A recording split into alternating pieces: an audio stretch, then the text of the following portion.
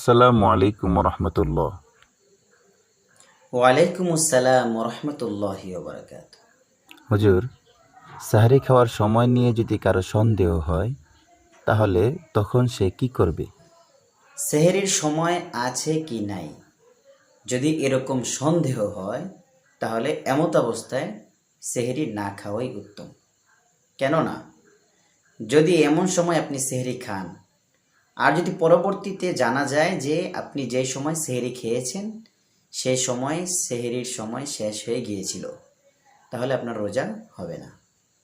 এজন্য এমন সময় সেহেরি না খাওয়া যে সময়টা সন্দেহ মনে হয়, এবং কেউ সেহেরি খাইতেছে, সে সেহেরির সময় থাকতেই সেহেরি খাইতেছে, কিন্তু সেহেরি খাইতে খাইতে সেহেরির সময় ওভার হয়ে গেছে, সেহেরির সময় শেষ হয়ে গেছে, সেই অবস্থায় সে খেয়েছে, তাহলে তার রোজা হবে না, রোজা ভেঙে যাবে। অতএব আমাদের সেহেরি খাওয়ার জন্য সব সময় সময়ের প্রতি সতর্ক থাকা, অন্তত পক্ষে সেহেরির সময় শেষ হওয়ার 2 মিনিট 3 মিনিট আগেই সেহেরি খাওয়া সমাপ্ত করা।